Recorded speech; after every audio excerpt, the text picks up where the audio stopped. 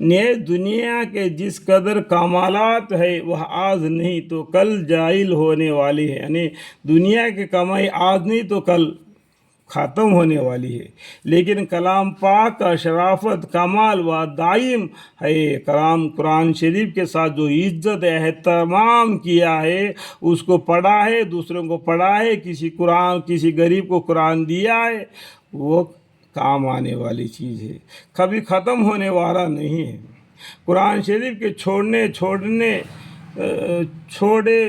چھوٹے اوصاف بھی ایسے ہیں کہ افتخار کے لیے ان میں کا ہر ایک کافی ہے۔ ذائق اس میں وہ سب اوصاف کامل طور پر پائے جاتے ہیں۔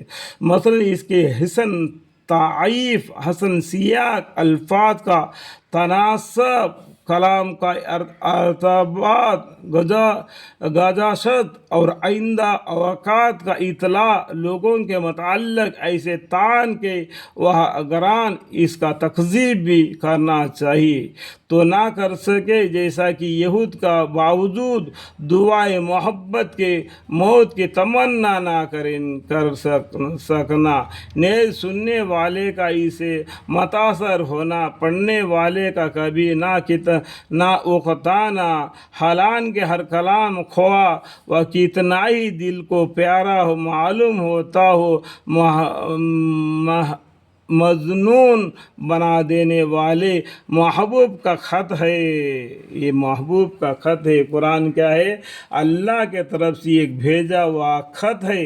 پیغمبر صلی اللہ علیہ وسلم، اداہرن کے لیے میں بول رہا ہوں، جیسا پوسٹ مین گھر خط لے کے آ کے دیتا ہے، اس طریقے سے پیغمبر صلی اللہ علیہ وسلم اللہ کا جو خط ہے ہم تک پہنچا دیے۔ ہمارا کیا کام ہے؟ اس خط کو پڑھنا۔ اللہ کا فرمان کیا ہے، اللہ کیا چاہتے ہیں، اس بات کو سمجھ لینا۔ جیسا کہ بیٹا کہیں دور ہوگا، نوکری کر رہا ہوگا، وہ کوئی خط لکھا ہوگا، وہ باپ کو پڑھنا ہے۔ اس طریقے سے باپ نے خط لکھا ہوگا، وہ بیٹے کو پڑھنا ہے۔ اور باپ کا فرمان کیا ہے؟ بیٹا سمجھنا ہے۔ بیٹے کا فرمان کیا ہے کہ باپ کو سمجھنا ہے۔ یہ سمجھنے کے لیے پڑھنا ضروری ہے۔ خط آ گیا، نکال کے اوپر رکھ دیا تو کیا مطلب رہ گیا خط لکھنے کا؟ سمجھ میں آ گیا نہیں سمجھا تو ابھی ہم کیا کریں گے؟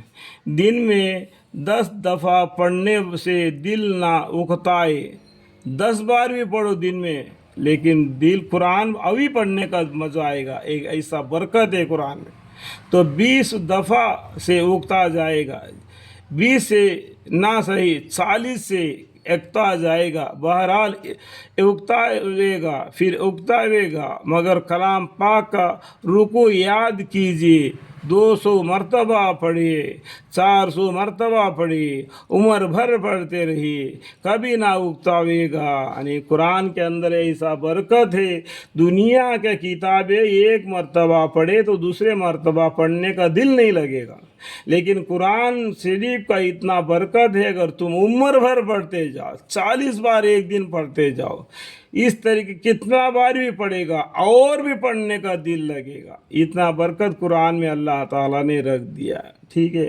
اگر کوئی عارض پیش آ جائے تو وہ خود عارض ہوگا اور جلد زائل ہو جانے والا، جتنی کثرت کیجیے اتنی ہی طرفات و لذت میں اضافہ ہوگا، جتنا پڑھے جائے گا اتنا ہی تم کو لذت اور میٹھا پن معلوم ہو جائے گا۔ جیسا کہ گڑ کھانے سے میٹھا لگتا ہے نا، اس طریقے سے قرآن شریف کی تلاوت کرنے سے زبان کو میٹھا سا معلوم ہو جائے گا، وغیرہ وغیرہ۔ یہ اموار ایسی ہے کہ اگر کسی کے کلام میں ان میں سے ایک بھی پایا جاوے، خود پورے طور سے نہ ہو، تو اس پر کتنا افتخار کیا جاتا ہے۔ پھر جب کہ کسی کلام میں یہ سب کے اموار اعلیٰ وجہ الکمال پائے جاتے ہو تو اس سے کتنا افتخار ہوگا۔ اس کے بعد ایک لمحہ ہمیں اپنی حالت پر بھی غور کرنا ہے۔ ہم میں سے کتنے لوگ ہیں جن کو اپنے حافظ قرآن ہونے پر فخر ہے، یا ہماری نگاہ میں کئی کا حافظ قرآن ہونا باعث شرف ہے، ہماری شرافت، ہماری افتخار و اونچے اونچے ڈاکریوں سے بڑا القاب سے دنیا زا و زلال و مرنے کے بعد چھوڑ جانے والے مال و متاع سے ہے۔ فَإِلَى اللَّهِ الْمُشْتَكَى۔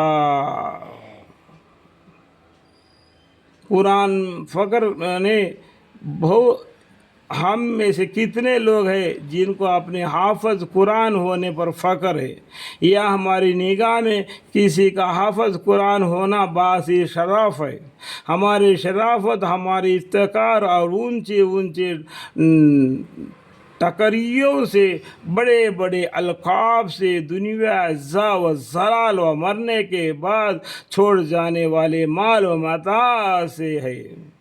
کتنا بھی علم سیکھے قرآن کا ہو، اگر دنیا کی مال کمانے کے پیچھے نہیں پڑنا۔ فَإِلَى اللَّهِ الْمُشْتَكَى اللَّهُمَّ اغْفِرْ لِي اللَّهُمَّ